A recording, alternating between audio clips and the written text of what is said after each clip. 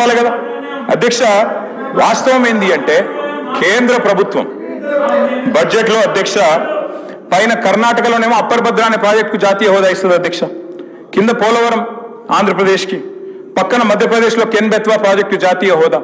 అధ్యక్ష వాళ్ళందరికీ ఇచ్చినందుకు మనకేమి ఈర్ష లేదు, అసూయ లేదు, బాధ లేదు, కోపం లేదు. కానీ తెలంగాణకు కూడా ఇవ్వాలి కదా అధ్యక్ష.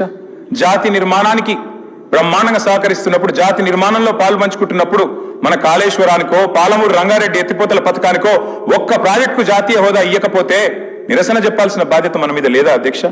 హైదరాబాద్ కు మనం ఒక ఆర్బిట్రేషన్ సెంటర్ పెట్టుకున్నాం అధ్యక్ష, హైదరాబాద్ ఇంటర్నేషనల్ ఆర్బిట్రేషన్ సెంటర్ అని. అది కూడా చూసి ఓర్వలేదు అధ్యక్ష. మనం పెట్టిన 6 నెలల లోపలే గుజరాత్ లో గిఫ్ట్ సిటీలో వాళ్ళొక పోటీ సంస్థ తెచ్చి నిర్మలా సీతారామన్ గారు బడ్జెట్ లో 100 కోట్లు పెట్టి అక్కడ పెట్టారు అధ్యక్ష పోటీ సంస్థ. తెలంగాణ పుట్టుకనే ప్రశ్నించారు అధ్యక్ష.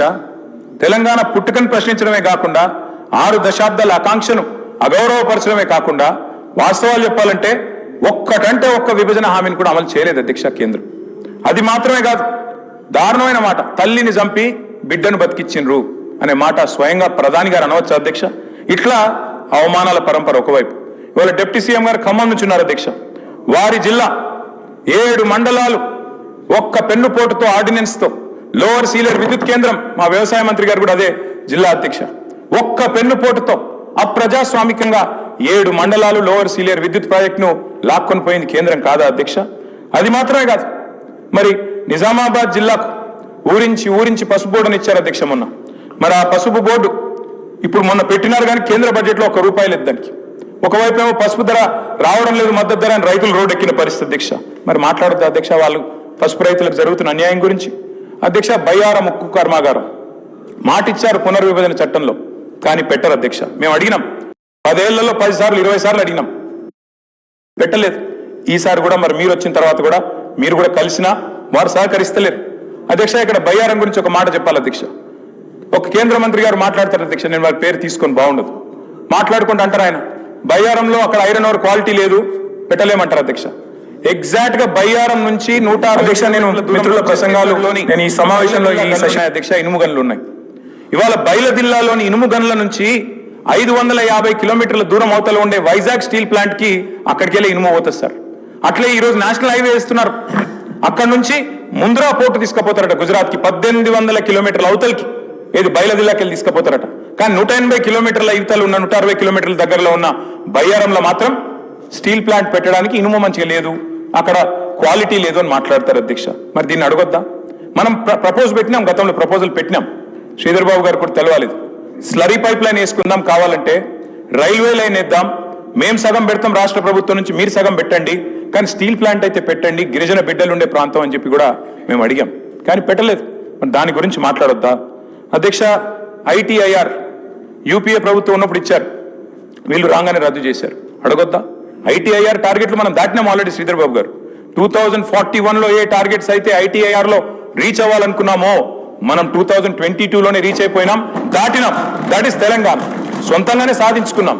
కానీ అడగాలి కదా, అడగకపోతే అమ్మ కూడా పెట్టదు కదా. కేంద్ర ప్రభుత్వం 48,21,000 కోట్ల బడ్జెట్ పెడితే అందులో మనకు ఒక్క ప్రత్యేక పథకం రాకపోతే, మనకు శటగోపం పెడితే మాట్లాడకపోతే ఎట్లా అధ్యక్ష? ఒక్కటంటే ఒక్క ఇండస్ట్రియల్ కారిడార్ ఇవ్వలే. హైదరాబాద్ నాగ్పూర్ కానీ, హైదరాబాద్ బాంబే కానీ, హైదరాబాద్ బెంగళూరు కానీ, హైదరాబాద్ చెన్నై కానీ, హైదరాబాద్ విజయవాడ కానీ ఒకటి రాలే. భారతదేశానికి స్వాతంత్రం వచ్చిన తర్వాత మొదటిసారి అధ్యక్ష చేనేత మీద GST వేసిన ప్రభుత్వం కేంద్ర ప్రభుత్వం. మరి అడగొద్దాం మనం చేనేతల గురించి? ఒక్క మెగా పవర్ లూమ్ క్లస్టర్ ఇవ్వలేదు. కేంద్ర మంత్రి ఉన్నారు ఇవాళ మా కరీంనగర్ పార్లమెంట్ నుంచి, కానీ సిరిసిల్ల లాంటి పవర్ లూమ్ క్లస్టర్ కి ఒకటి ఇవ్వమని చెప్పి 10 ఏళ్ల నుంచి అడిగినా ఇప్పటి వరకు కూడా కనీసం కన్సిడర్ చేయట్లేదు అధ్యక్ష. అట్లే కొత్త హ్యాండ్లూమ్ క్లస్టర్లు రావు. ఇన్స్టిట్యూట్స్ అధ్యక్ష, కొత్త ఎడ్యుకేషన్ ఇన్స్టిట్యూట్స్, మా సబితా గారు విద్యాశాఖ మంత్రిగా ఉన్నప్పుడు ఒక్కసారి కాదు 20 సార్లు పోయాం అధ్యక్ష. ఒక IIM ఇవ్వండి, ఇండియన్ ఇన్స్టిట్యూట్ ఆఫ్ మేనేజ్మెంట్, ఒక నేషనల్ ఇన్స్టిట్యూట్ ఆఫ్ డిజైన్ ఆనాడు ఉమ్మడి ఆంధ్రప్రదేశ్ లో ఉండేది, అది పోయింది, మాకు ఇవ్వండి అని అడిగినాం. ఐసర్ ఇవ్వమని అడిగాం. అదే మాదిరిగా IIIT ఇవ్వండి, కరీంనగర్ లో ఆల్మోస్ట్ అయిపోయిండే, ఇవ్వమని అడిగినాం, కానీ ఒక్కటి కూడా శాంక్షన్ చేయలే. ఉన్నత విద్యా స్థానాలు, ఉన్నత విద్యా కేంద్రాలు కాదు అధ్యక్ష, చివరికి కొత్త జిల్లాలు పెట్టుకుంటే చట్టం ప్రకారం నవోదయ పాఠశాలలు ఇవ్వాలి, అది కూడా ఇవ్వలేదు అధ్యక్ష. ఒక్క మెడికల్ కాలేజ్, భారతదేశంలో 157 మెడికల్ కాలేజీలు మంజూరు చేస్తే తెలంగాణకు మాత్రం ఒక్క మెడికల్ కాలేజ్ కూడా ఇవ్వలేదు. మరి ఇవన్నీ అడగొద్దా అధ్యక్ష? అది మాత్రమే కాదు అధ్యక్ష, ఒక్క సైనిక్ స్కూల్ కూడా ఇప్పటివరకు ఏర్పాటు చేయలేదు అధ్యక్ష. ఒకవైపేమో మరి మన పన్నులు తీసుకుంటారు, ఇంకోవైపేమో వచ్చి మనని ఈ రకంగా అవమానించే పరిస్థితి. మెహర్బానీ చేసినట్టు మళ్ళీ మీదికెళ్ళి వచ్చి హమ్ ఏ దియే ఓ దియే అంటే అడగకపోతే ఎట్లా అధ్యక్ష? అధ్యక్ష నేను ఒక మాట ఈ కేంద్ర బడ్జెట్ చూసిన తర్వాత ఒకటి అనిపించింది అధ్యక్ష.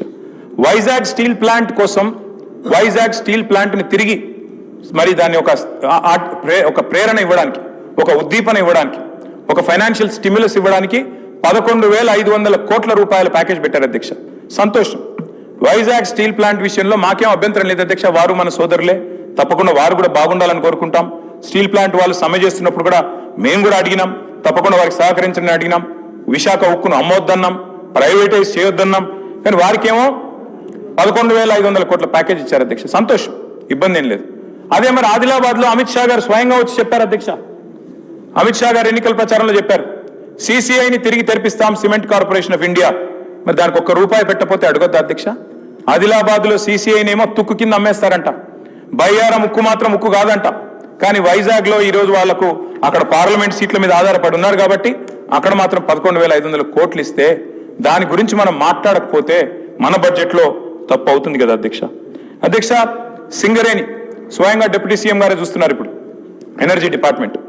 సింగరేణి అధ్యక్ష మనం అడిగినాం, గతంలో కేసీఆర్ గారి ప్రభుత్వం అడిగింది, మీరు దయచేసి నామినేషన్ మీద బొగ్గు గన్లు ఇవ్వండి సింగరేణికి. ఎట్లా అయితే మీరు గుజరాత్ మినరల్ డెవలప్మెంట్ కార్పొరేషన్కి ఇచ్చినారో నామినేషన్ మీద అట్లే మాకు కూడా ఇవ్వండి అని అడిగినాం. కానీ ఇవ్వరు అధ్యక్ష. గుజరాత్కు ఒక న్యాయం, తెలంగాణకు ఇంకో న్యాయం అన్నట్టుగా ఇవ్వడం లేదు అధ్యక్ష.